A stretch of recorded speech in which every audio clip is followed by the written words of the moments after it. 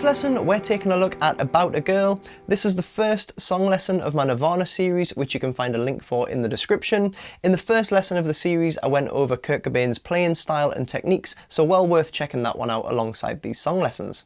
Regarding this tune, the album version is just in standard tuning with a bit of mild distortion, whereas the unplugged version, everything is tuned down a semitone. Obviously it's also on acoustic guitar and has a reduced tempo, so just a little bit more of a chilled out vibe to it. So be sure to cater to whichever version you want to play along to, and with that in mind, let's take a look at how it's played. So we'll start with the main riff, which doubles up as the verse, and we're just simply playing an open E minor chord and an open G power chord. So A string is muted under the second finger there. I mentioned in the style video that Kurt Cobain often plays this chord with the first finger playing the root note, so you might see him doing that in live videos, and you can choose to copy that if you wish. So it's just half a bar of each. So just 1, 2, 3, 4, 1, 2, 3, 4. And if we put the strumming in, there's a couple of kind of consistent patterns, and then you can sort of improvise around them. So a good one to start with is down, down, up on the E minor, and then down, up on the G. So put that together, you get down, down, up, down, up, down, up, down, down, up, down, up, down, up, down, down, up, down, up, down, up. And then a good one to throw in at the end of each phrase is just down, up on both chords. You can kind of hear that one every fourth time, but as I say, you don't have to be too strict with the strumming. Just use those ones as a template and go with the flow. For the first part of the chorus, we're starting with a C sharp power chord rooted on the A string. Then we're just going to move the first finger to bar the bottom string as well, so we get one of those root 5 power chords. So you could think of this as a C sharp power chord over G sharp. The name's making it sound a little bit more complicated than it really is. Just barring an extra string with that first finger. And then the last chord of this part is going to be an F sharp, just rooted on the second fret of the bottom string. So put them 3 chords together, you've got the C sharp, the root 5, and then the F sharp power chord. And strumming wise, we're going to be going down, down, up on both the C sharp and the root 5, and then down, down, up, down on the F sharp, so just standard Old Faithful pattern. Put that all together, you get down, down, up, down, down, up, down, down, up, down, down, down, up, down, down, up, down, down, up, down. And another nice little embellishment I want to talk about is one that you can hear in the unplugged version, where when you get to the F sharp, you just lift up the bar underneath your first finger, and you can actually up-strum the open top 2 strings, so the high E and B strings, so you get this.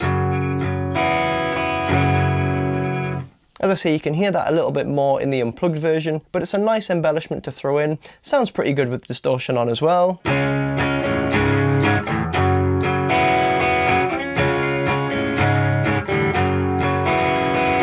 So up to you if you want to do that. Next, we've got this little movement which jumps around a bit. This is the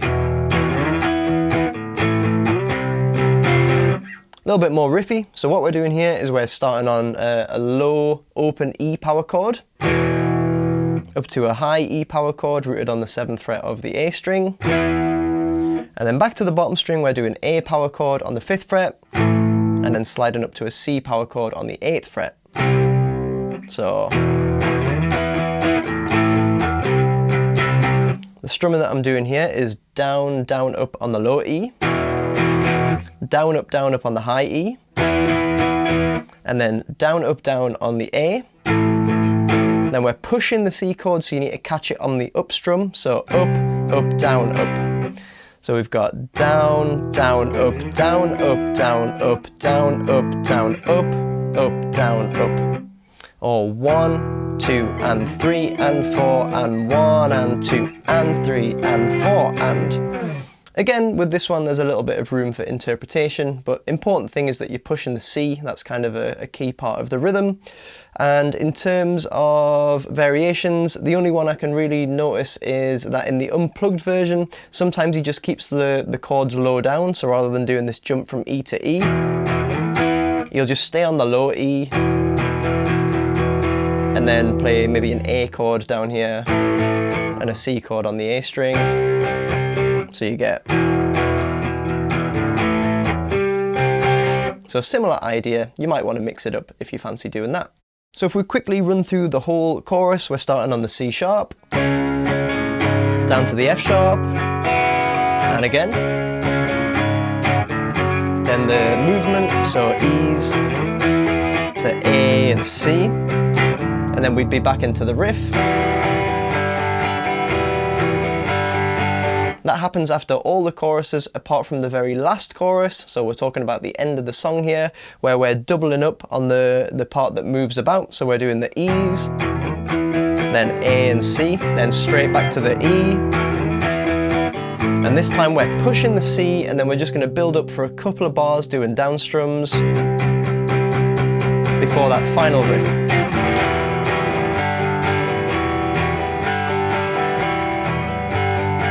And that would conclude the song.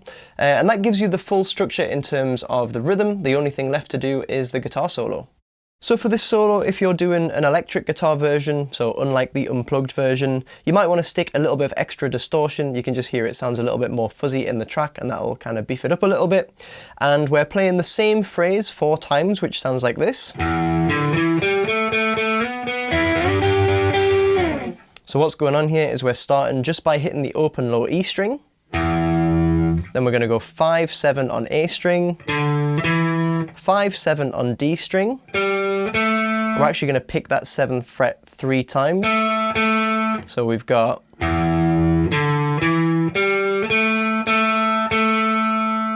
after the 3rd pick on the 7th fret, you're going to slide up to the 9th fret, pick the 9th fret again, then lie the 3rd finger down so it's barring the G string, pick the G, then back to D, so far.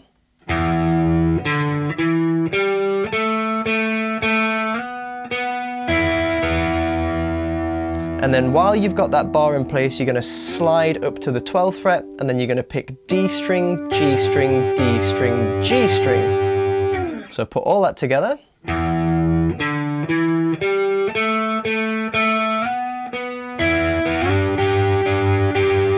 Then slide back down and start again from the open low E. And as I say, that happens 4 times in a row.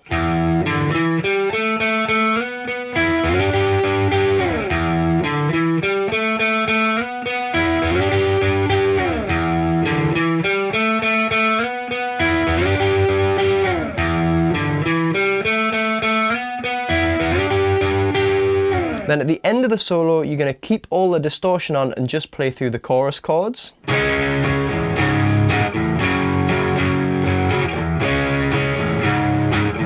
Including the E riff.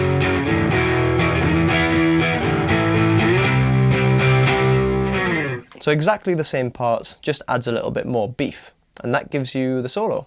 I hope you've enjoyed taking a look at this one. Remember, you can access the full Nirvana series via the link in the description. Be sure to subscribe for more, and I'd really appreciate you giving this video a like if you found it helpful, and I'll see you in the next lesson.